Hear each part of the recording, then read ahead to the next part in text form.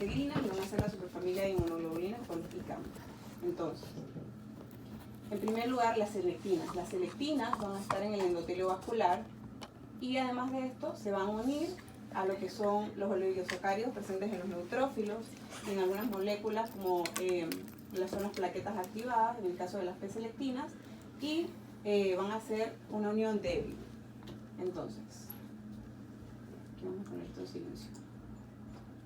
Bien, entonces lo que se va a encargar, esto es que va a rodar.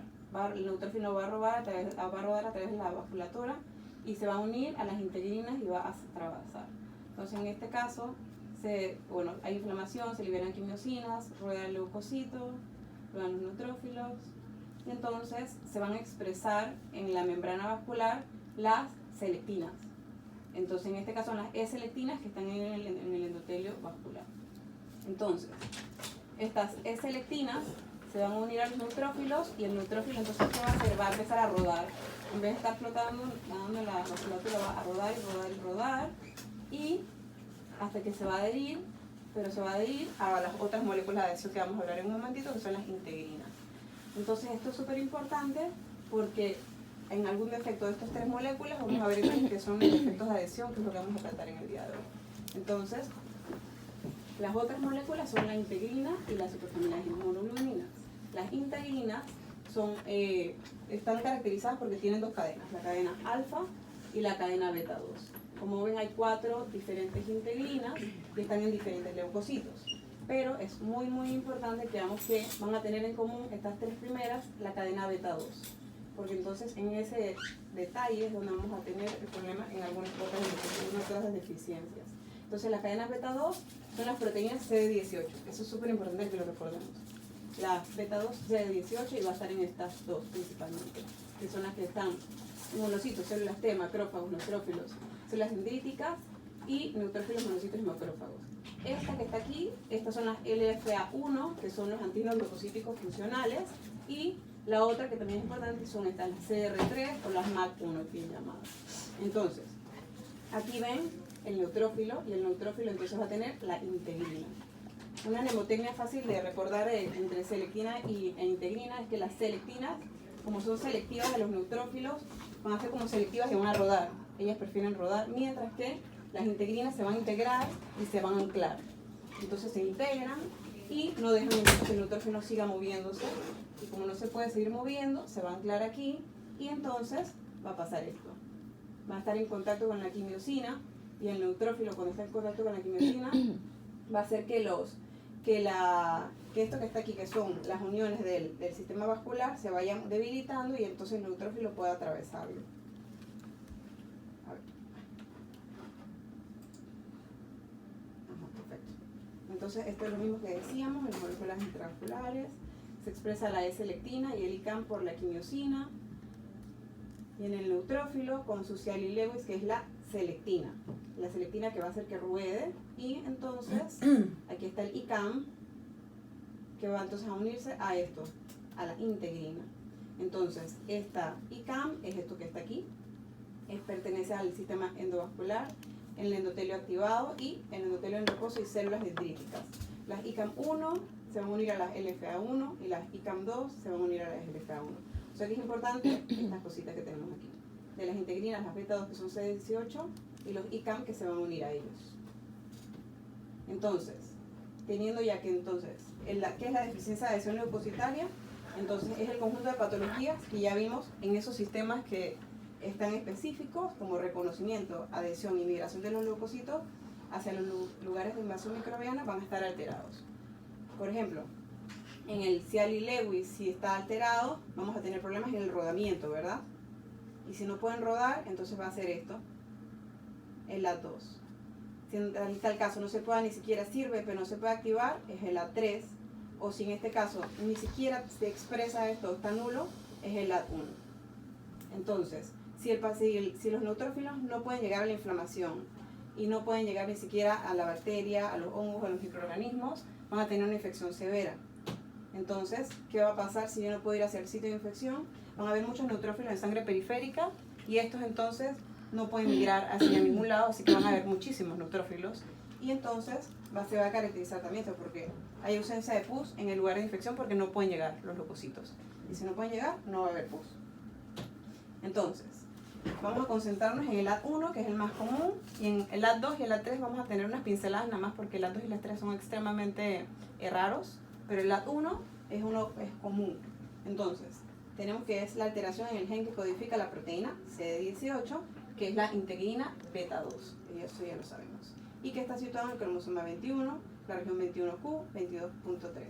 Entonces, si está dañado este gen, ¿qué va a pasar? Entonces, va a tener que se impida la expresión o que no tenga función la integrina esta. Entonces, si vemos aquí, el neutrófilo que no está afectado va a tener integrinas normales y selectinas normales. Mientras que un paciente que tenga el AD1 va a tener entonces selectinas bien, que se acuerdan que es el cialilego y que va a hacer que ruede bien, pero la integrina, o sea, para que se adhiera a la membrana endovascular, entonces está reducida o disminuida. Esto entonces va a producir que hayan entonces, ya sea dependiendo si se expresa o si no funciona, o si está nula, va entonces a diferenciar entre si es moderado o grave. Si es una grave, en el primer año de vida ese paciente se va a morir. O si tiene algo de porcentaje, puede ser que llegue a los 10 años, o si expresa poco, o si tiene una función que funciona pero es un poco disminuida, entonces puede seguir un curso benigno y tener algunas infecciones nada más. Entonces, el AD1 son entonces, como tiene la beta 2 disminuida o no existe, va a tener efecto de adhesión y motilidad. Pero entonces hay una cosita que tenemos que recordarnos, y es que como están las células de adhesión celular y todo esto, también entonces lo que son la quimiotaxis, la opsonización, la agregación en primer lugar, van a estar alteradas también, además de la adhesión y la migración hacia los leucocitos, ¿verdad? Hacia el lugar de inflamación. Entonces, si tengo estas manifestaciones por todo lo que está pasando, de que no tengo esto, va a pasar, como ya dijimos, neutrofilia con ausencia de formación de pus, y como no se pueden agregar, entonces vamos a tener cicatrización defectuosa y grave, con un retraso en la caída del cordón umbilical, y es característico que sea más de 30 días. Siempre tiene que ser 30 días en adelante. Entonces, infección recurrente necrótica cutánea, porque también lo mismo, la adhesión, la agregación, la opsonización y todo esto va a hacer entonces que tengan úlceras esos niños. Y esto se describe mucho, que es característico del AD1, que tienen gingivitis y periodontitis, que a pesar de ir múltiples veces al odontólogo, a endodoncia y a todos, siempre tienen este problema que van a tener pérdidas dentales tempranas. ¿Y por qué no se puede agregar? Por esto entonces aquí también, como ven. Entonces, ¿qué bacterias vamos a tener que van a estar alteradas? Que se van a enfocar estos problemas.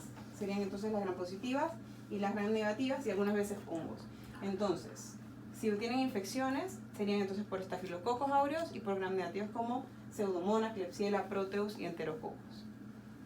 El estafilococo, importante.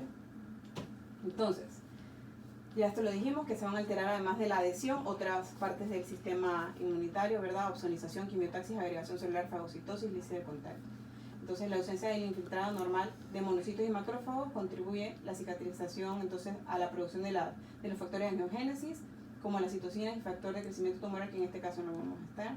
Y bueno, aquí se ve un paciente que tenía 12 días, que ya tenía una falitis y problemas de agregación y todo el cordón. Entonces, la cicatrización de defectuosa ya sabemos que son más de 30 días. Bueno, esto según la ESID, cómo clasificar la AD1, y más o menos es casi todo lo que vimos de la fisiopatología realmente, y lo que podríamos imaginar que pasara si alguna de esas moléculas está dañadas.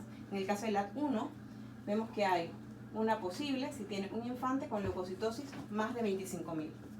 Y además uno de los siguientes, que tenga infecciones bacterianas recurrentes, que tenga infecciones graves de localización profunda, o que tenga ausencia de pus en las infecciones localizadas. Es una probable, ya sea un niño o una niña, que tiene expresión de CD18 menos de 5%, y todos los siguientes: infecciones fúngicas o bacterianas persistentes recurrentes, leucocitosis más de 25.000, caída tardía del cordón umbilical o cicatrización defectuosa de las heridas. Y el confirmado ya es el paciente que tiene disminución de la intensidad de expresión CD18 y que tiene uno de los siguientes, que ya es a nivel genético, que ya tiene la mutación del gen de la integrina beta 2, o que tiene ausencia del mRNA en la integrina beta 2 de los leucocitos.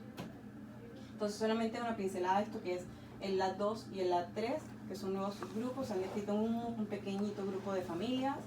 El LAT2 tiene una expresión defectuosa del hidrato de carbono de Cialy-Lewis, o sea que el problema va a ser que no va a poder rodar, y entonces va a tener, las integrinas van a estar bien, pero aquí las selectinas van a estar defectadas, van a tener un defecto de fucosilación, o sea que va a tener una Cialy-Lewis, pero va a estar, o sea que no está completa.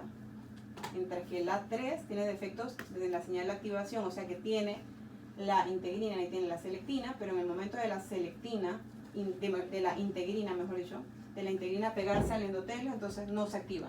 Y es como que siga rodando por ahí. Entonces, también va a estar en las plaquetas. Por lo cual, es súper característico que este LAT3 vayan a tener sangrados, porque si no se agregan las plaquetas, entonces va a sangrar. Entonces, esto es importante del LAT3.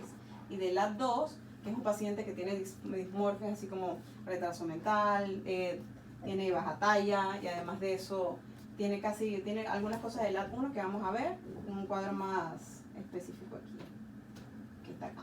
Entonces el LAT1, el LAT2 y el LAT3, que es los que estamos hablando, van a tener infecciones en la piel, van a tener infecciones severas, principalmente el LAT1 y el LAT3, y es importante que veamos que el LAT1 y el LAT3 van a tener casi las mismas características, excepto esto, la tendencia al sangrado.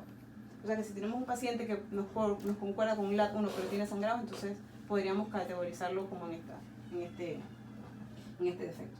Entonces, tenemos caída del cordón umbilical, que va a ser más en el LAT1, alteraciones del desarrollo, como habíamos visto, es el LAT2, la tendencia al sangrado, que es el LAT3, ya van a tener neutrofilia basal todos, pero más en infección. O sea que van a tener curvas de que aumenta más de 25.000 y puede llegar hasta 100.000, ahí llega de nuevo a 25.000 y después sube con las infecciones, hace como ciclando.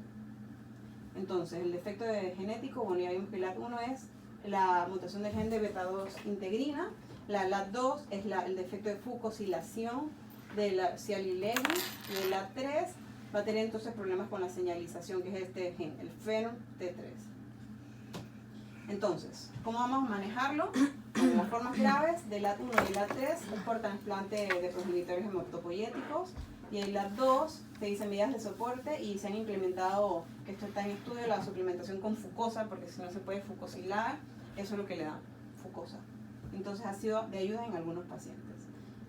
Entonces, bueno, además de esto se usan profilaxis, profilaxis antibióticas, que no lo puse, pero bueno, si son pacientes que son estafilococos, como ya sabemos, entonces la cobertura va a ser Septrin. Septrin, y si es estafilococo, lo vamos a dar todos los días, no como en algunos pacientes como el neumocystis que sería 3 veces a la semana. ¿Estamos bien, verdad? ¿Sí? Entonces, esta es la clasificación del IDUS. ¿Se acuerdan que el IDUS va a tener la fenotípica, que es la de los cuadros, y está esta que nos dice por el defecto que pensamos, y nos dice más o menos todo lo bien resumido de la información. El defecto de adhesión tipo 1, ya vimos que entonces va a ser esta molécula, la beta-2, las tres son autosómicas recesivas, y entonces, como vimos que habían diferentes moléculas que podían estar alteradas, que tienen integrinas, entonces en este caso las adhesión y las de la 1 y la 3 van a tener alteraciones de neutrófilos, monocitos, leucocitos, linfocitos y las NK, por lo cual entonces era lo que decíamos, que va a estar alterado la quimiotaxis, la endocitosis, la citotoxicidad, y dicen lo de la 2, que bueno, ya sabemos lo del retardo, y el A3 lo del sangrado. Entonces, esta es la clasificación fenotípica del IDUS, y entonces está aquí en la tabla número 5, donde dice defectos de fagocitosis, defectos de función. Y bueno, importante solamente ver de esta, que es lo mismo que está en la otra clasificación, pero de esta me gusta, es esto, que te dice más o menos de cuánto puede variar los leucocitos, porque puede ser que te encuentres un paciente que tenga 20.000, pero también que te encuentres 150.000. Entonces, bueno, lo otro ya, que decían que también es extremadamente raro, y acá lo de la agregación plaquetaria que hacía sangrados, que es la 3. Entonces, en cuanto a la deficiencia de adhesión leucocitaria, podemos tener entonces algunas cosas súper importantes, que son que el fenotipo puede ser variable, los leucocitos pueden ser más de 25.000 con infecciones recurrentes, que la caída tardía del cordón siempre es más de 30 días, que pueden tener periodontitis, cicatrización defectuosa de heridas, ausencia de pus en las infecciones, infecciones graves de localización profunda, infecciones fúngicas o bacterianas persistentes o recurrentes, que los gérmenes típicos van a ser estafilococos aureus y gram negativos como Pseudomonas, Klebsiella, Proteus, Enterococcus. Entonces, tenemos nuestro paciente, tenemos un niño que tiene 3 meses, con padres consanguíneos, primos hermanos, de etnia gitana. Prima segunda fallecida a los 15 días de vida en domicilio, muerte súbita, es lo que tenía cuando llegó al hospital de Mataró. En antecedentes personales, una primera gestación, es un niño que nació aquí en España, a término, con peso adecuado para edad gestacional, y es ingresado a los 7 días de vida por onfanitis por streptococcus y caída del cordón. Bueno, como antecedente personal tenemos que la caída del cordón fue a los 30 días de vida. Entonces, el motivo de consulta fue por un paciente que tiene a los 3 meses de vida, ya había tenido 5 ingresos y infecciones recurrentes con leucocitosis persistente. Este paciente tenía onfalitis a los 7 días, que los leucocitos estaban en 42.000, y el hemocultivo y todo esto era el streptococcus y el Escherichia coli. Después fiebre sin foco y tenía 24.000 leucocitos. Después una infección de vías urinarias con E. coli, que también tenía los mismos leucocitos. Y después el impetigo estafilocóxico, que también tuvo que ser ingresado porque no mejoraban las lesiones en la piel. Y una otitis media, que también fue hospitalizado a los 3 meses y porque tenía leucocitos en 22.600. PCR en 79 y que no respondía a tratamiento oral. Entonces, este paciente cumple con los signos de alarma, tiene el alarma, tiene onfalitis, impus y retraso de caída del cordón, tiene necesidad de antibióticos intravenosos para curar las infecciones y además tiene una historia de consanguinidad. Entonces, los estudios que le realizamos, le hicieron un hemograma completo en ese momento, que tiene una anemia microcítica hipocrómica con leucocitosis de 26.500, neutrofilia y linfocitosis. Las inmunoglobulinas estaban normales, excepto que la IgM estaba un poco elevada en 3.038 en el momento de la infección, y la morfología eritrocitada tenía anisocitosis y microcitosis, y los reticulocitos estaban bien. Cuando le hicieron las poblaciones, estaban normales, y cuando le hacen la expresión de CD18, tenía 2% de CD18, casi completa. Entonces, se diagnostica una inmunodeficiencia congénita tipo LAT1. Se le hizo un análisis, el extendido, me imagino.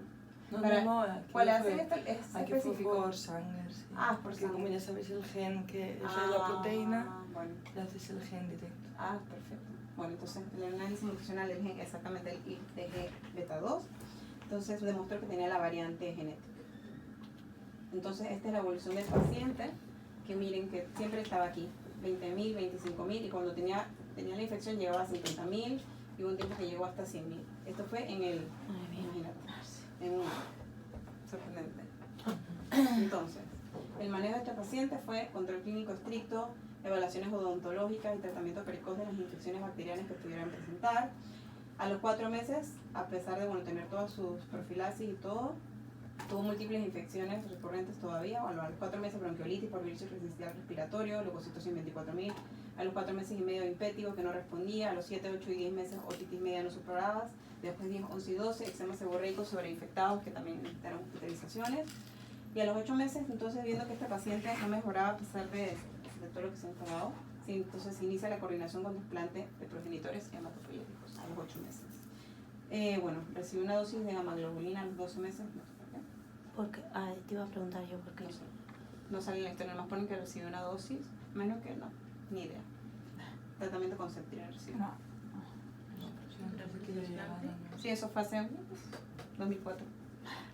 O sea, este niño es mayor, o sea, Le llevaba que tendrá 12 o 13 años. Le llevaba Olga.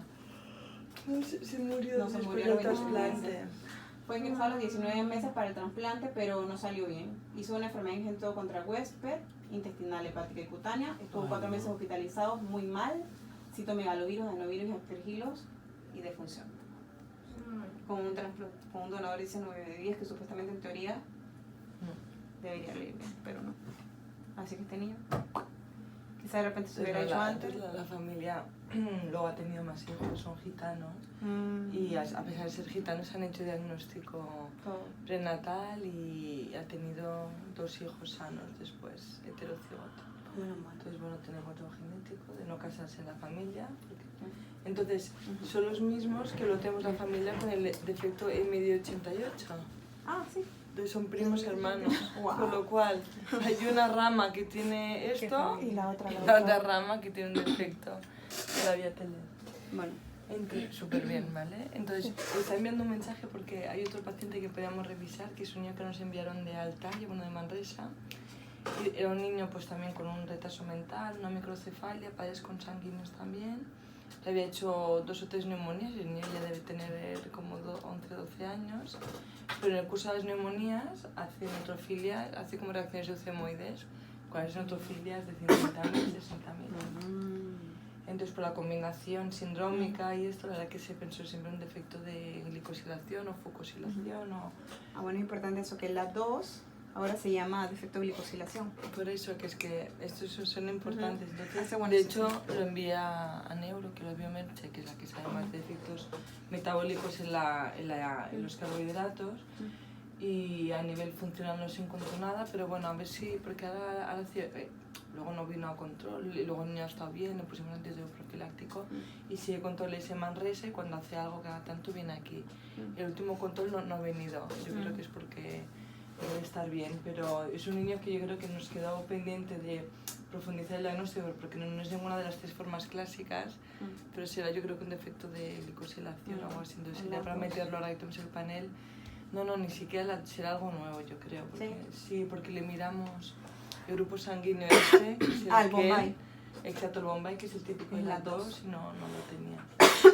Y bueno, lo mencioné porque en verdad la 2 es... ¿Cuántos casos hay de la 2? Como... Pues poquitos, no sé, porque más son de una etnia muy concreta, entonces prácticamente... Como una familia. Sí. Entonces, a nivel práctico, como pediatras, ¿qué os van a consultar? Porque es lo que nos consultan continuamente, ¿vale? Entonces, ahora sabéis que por el hecho de que se toman muchas medidas de higiene en el cordón umbilical, o sea, el cordón umbilical cae porque hay un poco de infección y de inflamación y entonces se cae. Entonces ahora como la gente, como una época que había como un montón de medidas antisépticas de poner primero el yodo no sé cuántas veces, luego del yodo se pasó al alcohol muchas veces al día, pues había como se momificaba el cordón y tardaba un mes en caerse, pero fácilmente. Entonces nos derivaban los pacientes para descartar un defecto de adhesión por retraso de caída de cordón de 30 días, ¿no? Pero claro, en teoría no se tiene que enviar si este retraso de caída de cordón no va asociado a una neutrofilia de más de 25.000, ¿vale? O sea, tienes que tener las dos cosas. Si solo tienes retraso de caída de cordón en un niño sano y que claramente la familia te explica, no, es que se tardó en caer porque se medio momificó el cordón, es un problema de demasiada antisepsia, entonces no hay que hacer ningún estudio. Entonces no lo digo porque como pediatras ayer me hicieron otra consulta, te voy a enviar este niño, no me lo envíes. ¿No? Entonces, como pediatras esto en el fondo y ya está. Y luego, este es el primer punto práctico. El segundo punto práctico, que es para Mireia, que está revisando toda la parte de los defectos de glicosilación, para que entiendas, para que entendáis que realmente si tú no tienes bien glicosiladas las proteínas de superficie de los neutrófilos, estos, aunque tú tengas bien los receptores, no van a desplazarse óptimamente y no van a hacer su función fagocítica óptimamente ni la inflamación como tocaría, ¿no? Entonces son pacientes que en el fondo, aunque tienen un cierto grado de inmunodeficiencia, ¿no? Entonces quizás un punto importante de estos pacientes con CDG es mirar la cita de neutrófilos en la evolución, que puede ser interesante, ¿vale? En relación con esto, ¿vale? Pues muy bien, cuando me pasen el nombre de este paciente, que es que ahora no me acuerdo cuál es, lo podríamos revisar porque es interesante. Sí, porque quedó pendiente y a ver en dónde estamos con él, ¿vale? Ok. Entonces, el segundo tema que vamos a hablar hoy es el las neutropenias. Este es sacado del protocolo de neutropenia grave de Melodiana Ruiz. Empezando entonces, que es la disminución del número absoluto de neutrófilos circulantes en sangre por debajo de las cifras para la edad y la etnia. Habitualmente lo ve Mato, ¿eh? En el hospital está repartido así, esto depende, cada hospital se organiza de forma diferente, ¿vale? Aquí en el hospital las neutropenias las ve Mato y las linfopenias nosotros. Es así. Entonces, se van a clasificar según gravedad. Es importante ver esto, que es leve si es entre 1000 y 1500, es moderada si es entre 500 y 1000, pero es grave si tiene menos de 500. Y ya sería muy grave si tuviera menos de 200, pero aunque sea con esta ya tenemos menos de 500, que es la grave. Entonces, según la duración, podría ser transitoria, que es menos de 6 meses, o más de 6 meses en la crónica, o según los mecanismos de adquisición, que pueden ser congénitas o adquiridas, y según el mecanismo fisiológico, entonces van a ser defectos de producción o aumento de destrucción. Ver aquí entonces que le ponen un asterisquito aquí, porque son niveles de referencia para niños mayores de 1 año, ya que en los niños menores de 1 año, las cifras entonces, bueno, aquí, lo pongo acá, entre las 2 semanas de vida y menores de 1 año, vas a ver que tienen 1000, el límite bajo, según esta clasificación. Entonces, los efectos de producción entonces van a ser neutropenia congénita grave, neutropenia cíclica, el síndrome de WHIM, neutropenias asociadas a enfermedades metabólicas como el síndrome de Shwachman-Diamond, la glucogenosis tipo 1B, la neutropenia asociada a inmunodeficiencias, como ya vimos, como el síndrome, la digenesia reticular, el Chiari-Higachi, el síndrome de Griscelli, la hipoplasia cartílago-pelo, la neutropenia ligada X, síndrome de hiperigeme, déficit de IgA, inmunodeficiencia combinada severa. O sea que igual, como ya sabemos, hay varias de las inmunodeficiencias que hemos estudiado que pueden también tener neutropenia. Pero en este caso vamos a ver estas dos, que son las neutropenias reales, neutropenias congénitas graves, que es la neutropenia congénita grave y la neutropenia cíclica. Entonces, también para que sepamos un poco cómo es, para seguir con las clasificaciones, defectos de producción, entonces granulopoiesis ineficaz. Esto es importante verlo porque siempre lo descartan, siempre mandan todo esto, le mandan vitamina B12, ácido fólico, cobre, para entonces descartar. Igual también porque una granulopoiesis ineficaz puede ser causada por estas cosas. O sea que si tengo déficit de ácido fólico ya podría tener una neutropenia o vitamina B12. Entonces, la aplasia de médula ósea, la infiltración neoplásica o infecciones, como cuáles van a tener neutropenia, como la bacteriana, tuberculosis, brucelosis, caratitis, riquecias, bilvírica, el VIH, el hepatitis A, B, el Epstein-Barr, la influenza, sarampión, la parasitaria como malaria y neutropenia crónica idiopática. Y por último, destrucción, que es inmune o no inmune, inmune que es como las idiopáticas o las anemias asociadas a trombocitopenia inmune, y las secundarias, que tienen aquí Wegener, lupus, linfoma, neutropenia no inmune, materno-fetal, transfusión, drogas, o no infecciosa, autoinmune, que son las infecciosas o secuestro y hiperefrenismo. Entonces, perdón, ves atrás si quieres, de las frecuentes, ves atrás, sí, exacto. ¿aquí? No, Acá. Primero atrás, aquí. Entonces, de estas formas, ya diré a explicar la congénita grave y la cíclica, pero también pensar en el síndrome de WHIM, porque es una enfermedad que es autosómica dominante, entonces que también en el fondo es bastante frecuente y que es una neutropenia que habitualmente no es tan grave, pero que habitualmente va asociada con cierto grado de linfopenia, ¿vale? Entonces, y luego pues hacia un tipo de verrugas. Y luego pasa a la siguiente, no, aquí nada. Y luego aquí las secundarias en el fondo son las más frecuentes y veréis que esto, así es como un poco los hematólogos van a abordarlo, no sé si es un algoritmo, pero aquí realmente las que son autoinmunes o aloinmunes son claramente las más frecuentes en pediatría, ¿vale? Entonces, lo que es muy importante en las neutropenias, sobre todo de cara al riesgo infeccioso, es que las que tienen más riesgo de infección son aquellas en las que hay un defecto de producción medular de neutrófilos. O sea, tú tienes una neutropenia de 500, pero que es autoinmune, y una neutropenia de 500 que es por aplasia medular, tienes 100.000 veces más de riesgo infeccioso cuando es por aplasia medular que cuando es autoinmune. ¿Por qué? Pues porque autoinmune de alguna forma, en algún momento, hay más de esos 500, porque se van renovando. Entonces, esto claramente también condiciona a los hematólogos la forma en que abordan la profilaxis antibiótica, el riesgo infeccioso, ¿no? Y el tratamiento, ¿vale? Lo digo porque así como concepto... ¿Y qué prueba hacen? Ahora lo explicará todo esto, ¿vale? Vale, entonces, ya por acá. La neutropenia congénita grave, entonces el desorden heterogéneo en cuanto a su origen, pero con un fenotipo clínico hematológico común.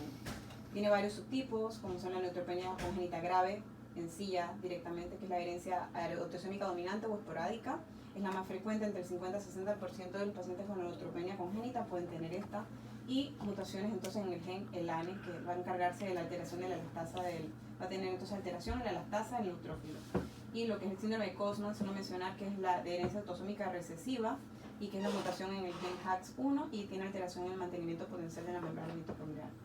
Entonces, ¿qué va a caracterizar a todas estas neutropenias congénitas? Que van a tener fallo medular y van a tener entonces un bloqueo madurativo de promielocito a mielocito y un incremento de riesgo para desarrollar síndromes mielodisplásicos y leucemia mieloide aguda. Entonces, ven aquí, a ver si yo puse aquí, ¡pum! ¿Vieron? De promielocito a mielocito se queda aquí. Y va a tener entonces células inmaduras en médula. No va a madurar nunca y no va a llegar a esto. Entonces, según la clasificación del IWIS, entonces tenemos que en neutropenia congénita está el primero, que es el déficit de lactasa, que es el déficit del ANE. El gen alterado es el ANE, que es lo más frecuente. Pero quiero que vean aquí que con alteración de este gen va a tener diferentes fenotipos, y digo, sí, fenotipos directamente, porque podría ser o una neutropenia congénita grave o la neutropenia cíclica. O sea que las dos que tenemos al frente pueden ser el mismo gen. Una familia puede tener una neutropenia cíclica y el otro niño puede tener una neutropenia congénita grave. Es interesante. Entonces, van a tener infecciones bacterianas graves y recurrentes desde los primeros meses de vida, como onkalitis, gingivitis, otitis media, neumonía, absceso, sepsis. Y además, los gérmenes más comunes van a ser también estafilococos, estreptococo, Escherichia coli, pseudomonas y hongos. Las analíticas, entonces, importante siempre ver esto. Se va a tener neutropenia grave, monocitosis y eosinofilia, trombocitosis, frecuente plaquetaria normal y una hemoglobina normal o disminuida. Y en la médula ósea lo que vamos a encontrar es lo que vimos, el bloqueo madurativo a nivel de promielocito a mielocito. Esto va a tener entonces que la celularidad global va a estar normal o aumentada. Entonces, según el ESID, podemos ver cómo lo clasificarían ellos, o mejor dicho, cuáles son los criterios diagnósticos para que sospecháramos de esto. Si tenemos un paciente que es un niño, un bebé chiquito, que tiene neutropenia menor de 500, que esto se mide, que está comprobado en 3 ocasiones, es una probable. Pero si tiene entre 1000, tiene menos de 1000, tiene entre 500 y 1000, si ha sido medida en 3 ocasiones, tiene que cumplir con uno de los siguientes, que es infecciones profundas por bacterias u hongos, neumonía recurrente, lesiones aftosas o ulceraciones bucales o genitales, onkalitis y un miembro de la familia afectada. Si cumple entonces entre 500 y 1000 y uno de estos, cumpliría entonces las características de probable. La exclusión de causas secundarias de neutropenia tienen que ser entonces en todos estos también. Importante excluirlos. ¿Bien? Menos de 500, entonces ya. Pero entre 1000 están todos. Entonces, bueno, la evolución es que van a tener transformación leucémica, como hemos visto ya, entre 12 al 25%. Pero este porcentaje, según dice que aumenta más o menos al 40% si usa dosis altas del factor estimulante desde granulocíticos, que es lo que va a ser el tratamiento real de las neutropenias congénitas. Entonces, con más de 8 microgramos tenemos que estos pacientes pueden desarrollar la transformación leucémica, teniendo el tratamiento que lo va a curar. Entonces, a la dosis mínima, por eso el tratamiento es a dosis mínima para conseguir el recuento de neutrófilos en torno a 1000 y 1500. Generalmente el 90% tiene buena respuesta y en algunos casos requerirán el pH. Entonces, la neutropenia cíclica, bueno, yo creo que ya de neutropenia congénita grave estamos bien, ¿no? Paciente con menos de 500, menos de 500 con infecciones recurrentes y graves, o entre 1000 y 500, pero que tengan o infección o que tengan uno de los Claro, pero infecciones graves, sí. Grave. El típico niño que los hematólogos ven que era neutropenia, pero el niño no ha hecho nada de infecciones, seguramente es autoinmune.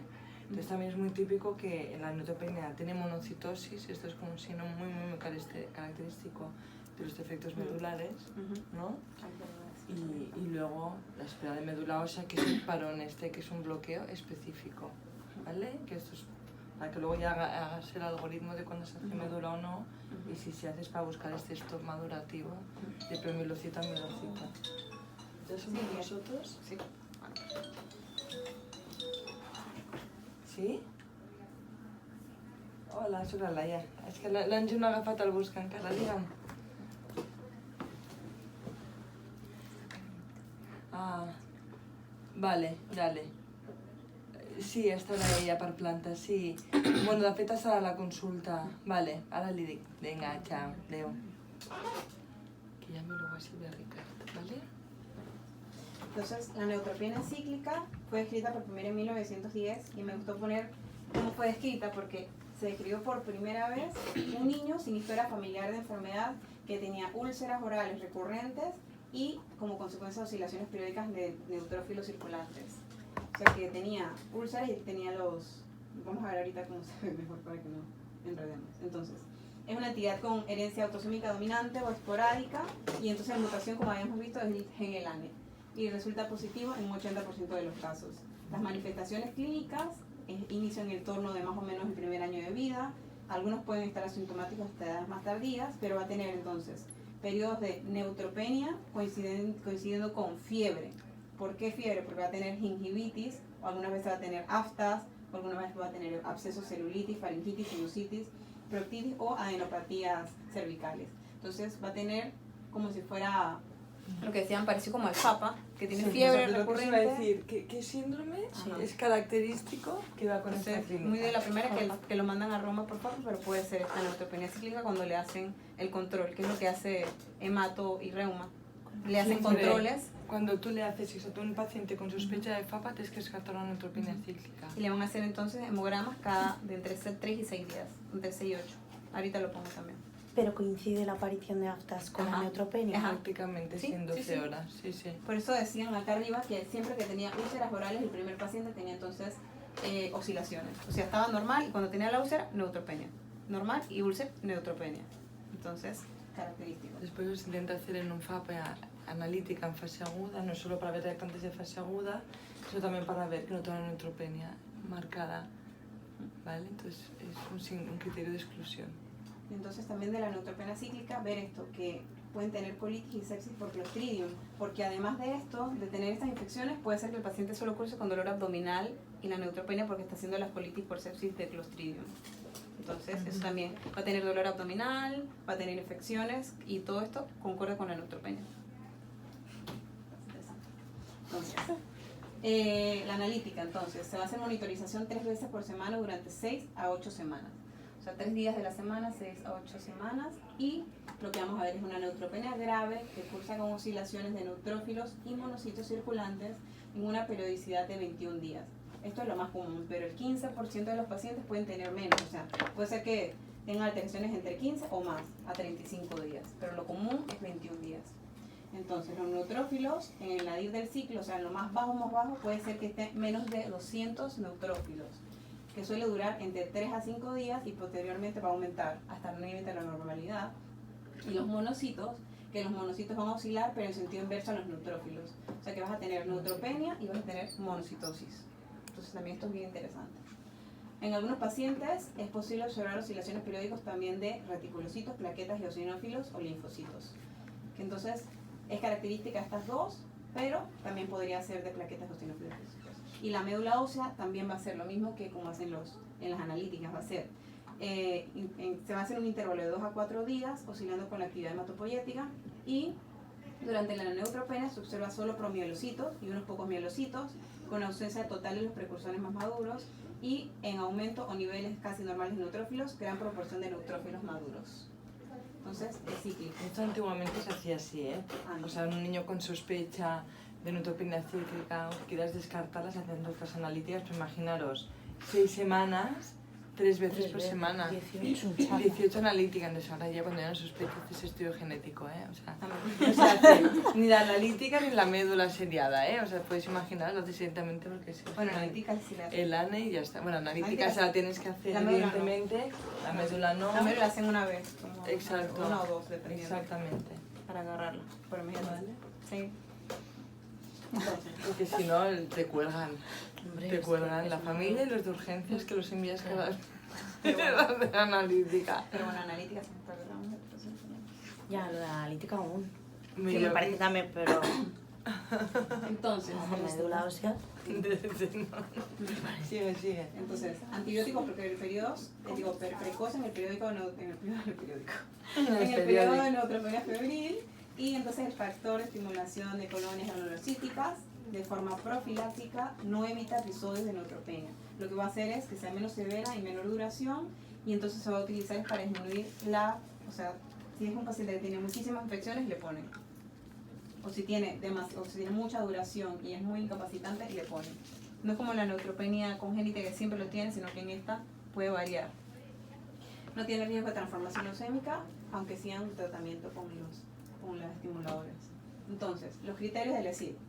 Fluctuación cíclica del contagio absoluto de neutrófilos cada 16 a 28 días. Durante estos episodios neutropénicos, los síntomas son al menos uno, que tiene mayor susceptibilidad a infecciones, que tenga aftas orales o que tenga episodios de dolor abdominal. ¿Y cuánta neutropenia?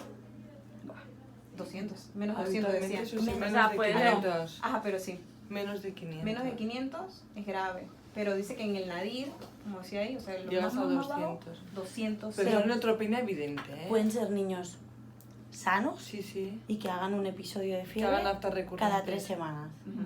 Psíquico, sí. O solo aftas, sin fiebre. O sea, que esto en síndromes de... O sea, en aftosis recurrentes también hay que hacer en fase aguda siempre un hemograma para ver cómo Yo está. tengo eso. No, claro, es que la hija de mi amiga tiene esta clínica y nunca le han hecho analítica. No, pero claro, las aftosis recurrentes mucha gente no hace ni caso. Claro, pero... Y además es cada 3 semanas, ¿eh? De cajón. Y está diagnosticada de FAPA. Entonces cada 3 semanas le dan la estilsona y se acabó. No, me lo voy a revisar, Mira ¿eh? que no, mira Además, que la no han tiene visitado. analítica. Y esas súper pobres, O súper sea, La viven viven aquí. y Viven aquí cerca, o sea que ¿Y la probablemente... ha visto Reuma, dices? No. ¿Quién la ha visto? Nadie. El pediatra y ¿Y el aquí la urgencias. diagnóstico de FAPA? Espérate. Pues los criterios diagnósticos de Lo FAPA, voy a mirar, ¿eh? fíjatelo, los criterios No, diagnósticos claro. te obliga a descartar causas secundarias que incluyen neutropenia cíclica. Claro, Pero Pero la no hay que analítica hacer cuando estudio tenga genética. aftas, ¿no? Claro, Pero la por eso, analítica tampoco cuesta completa. nada. Por eso, claro. Ya te la veo yo en consulta, Claro, nada. madre, luego lo voy a revisar. Tráemela.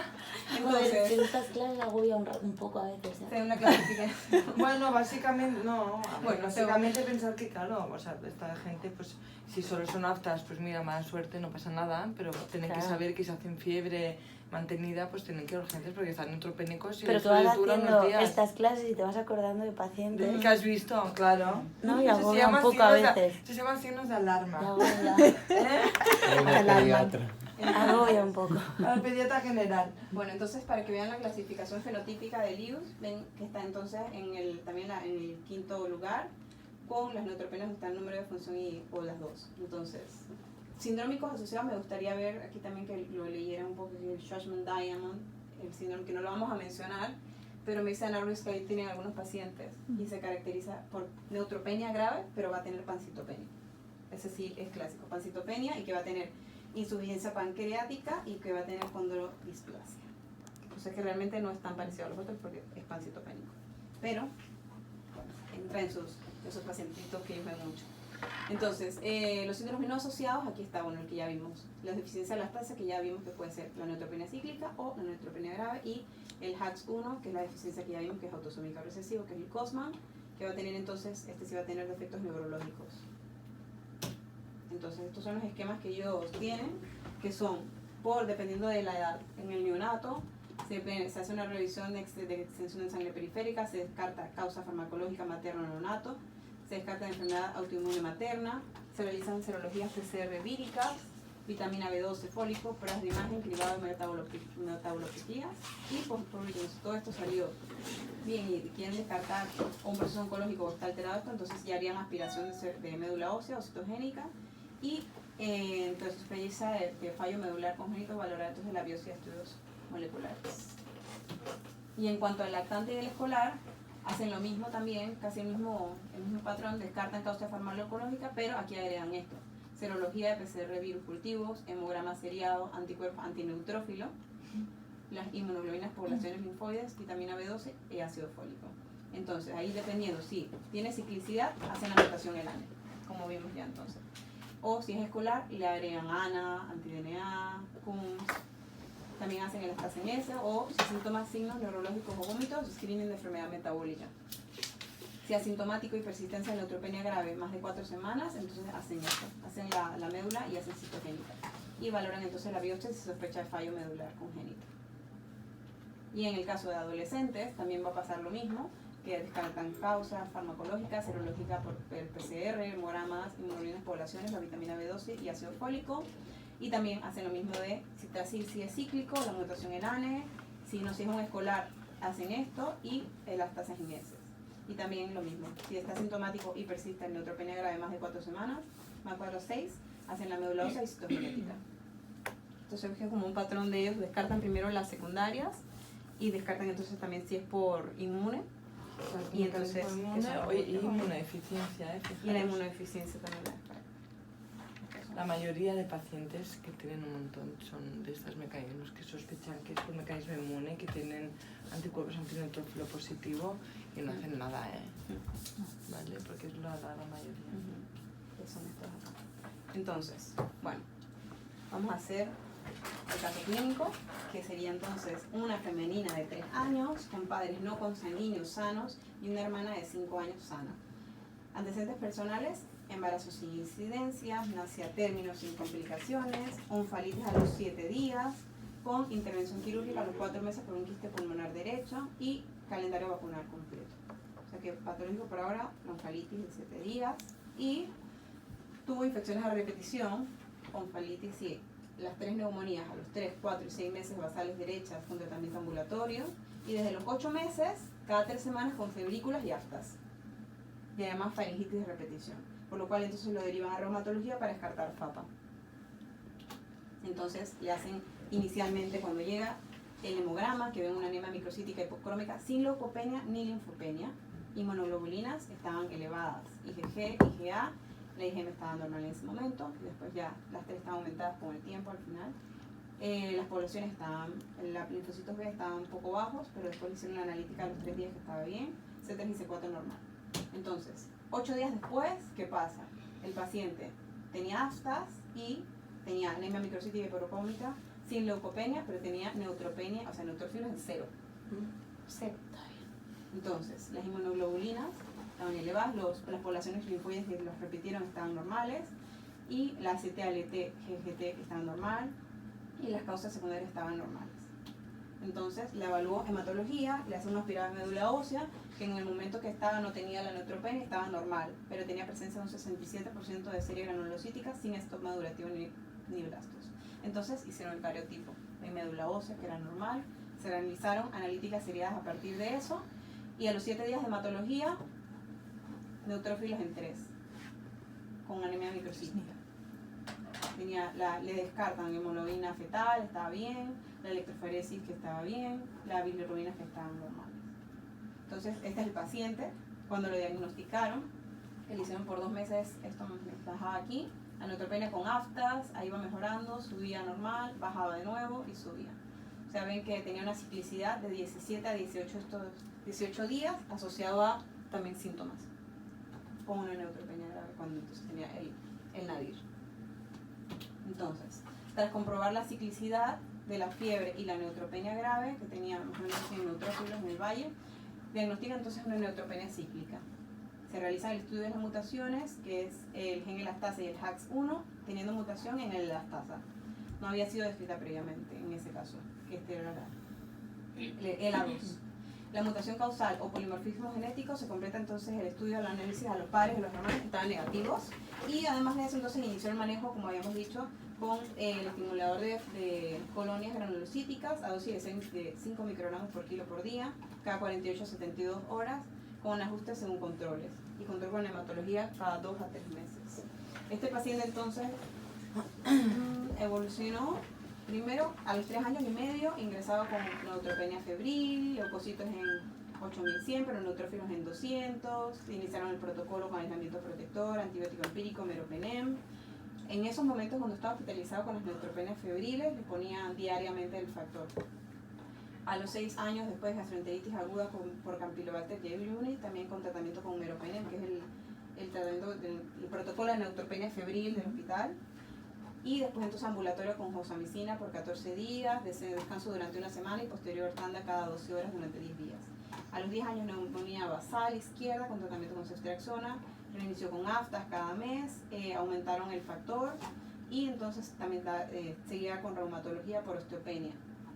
Entonces, este paciente además de esto también venía, o sea, tiene múltiples acudidas a urgencia, porque cada vez que tiene fiebre venía, o sea que tiene un historial, pero estas son las que estuvo hospitalizado.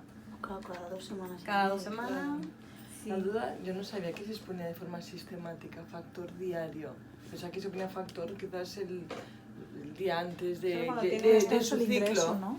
Eso es antes del Solo en el ingreso. ingreso. No, pero antes, vale, solo en el ingreso Solo en el les ingreso, ponen. cuando tiene neutropenia febril y no encontrar el germen, le ponen. En Vale, el pero, caso- pero diariamente no lleva, este niño va con... No, no, no. Va sin No, no, no. nada, ni sin profilaxis antibiótica ni nada. Sí. Solo con normas Exacto, por si exacto.